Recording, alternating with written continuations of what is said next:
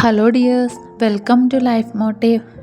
ഞാനിന്ന് വന്നിട്ടുള്ളത് പുതിയൊരു സബ്ജക്റ്റുമായിട്ടാണ്. How to deal with toxic people. നമ്മളെങ്ങനെ ടോക്സിക് ആയിട്ടുള്ള ആളുകളെ ഡീൽ ചെയ്യാം, അല്ലെ മാനേജ് ചെയ്യാം. നമ്മുടെ ജീവിതത്തിൽ ഒരുപാട് ആളുകളെ നാം കണ്ടിരിക്കാം. അത് പോസിറ്റീവ് മൈൻഡഡ് ആയിട്ടുള്ളതും നെഗറ്റീവ് മൈൻഡഡ് ആയിട്ടുള്ളതും ഉണ്ടാകാം. നാം അവരോട് റെസ്പോണ്ട് ചെയ്യേണ്ടത് എങ്ങനെയായിരിക്കണം എന്ന രീതി അനുസരിച്ചാണ് നമ്മൾ പോസിറ്റീവും നെഗറ്റീവും തീരുമാനിക്കുന്നത്.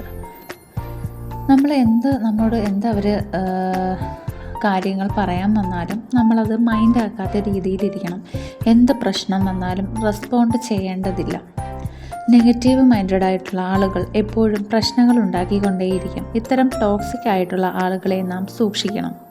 അവർ നമുക്ക് പ്രശ്നങ്ങൾ ഉണ്ടാകുമ്പോൾ ഓടി വന്ന് കാര്യങ്ങൾ തിരക്കുകയും അവർ മനസ്സിൽ സന്തോഷിക്കുകയും ചെയ്യുന്നു. നമുക്ക് നല്ല കാര്യങ്ങളോ സന്തോഷമായിട്ടുള്ള കാര്യങ്ങളോ വരുമ്പോൾ ആ പ്രദേശത്ത് അടുക്കുകയുമില്ല. അവരിൽ നിന്ന് നാം അകലം പാലിക്കുക.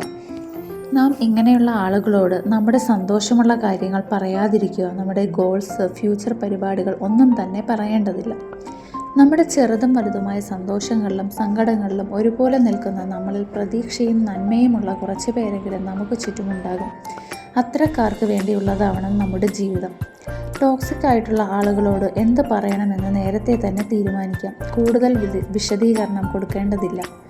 മിതമായ രീതിയിൽ മറുപടി പറയാം. എന്ത് പറഞ്ഞാലും അവഗണനയുടെ രീതിയിൽ പറഞ്ഞാൽ മതിയാകും. അവഗണിക്കുക, അതാണ് ടോക്സിക് സിറ്റുവേഷനിൽ രക്ഷ കിട്ടുന്നത്. നെഗറ്റീവായ ആളുകളെ ഒഴിവാക്കേണ്ടത് പോലെ തന്നെ ഒഴിവാക്കേണ്ട ഒരു കൂട്ടരാണ് സഹതാപം പിടിച്ചുപറ്റി അതുവഴി നമ്മളെ ചൂഷണം ചെയ്യാൻ ശ്രമിക്കുന്നവർ.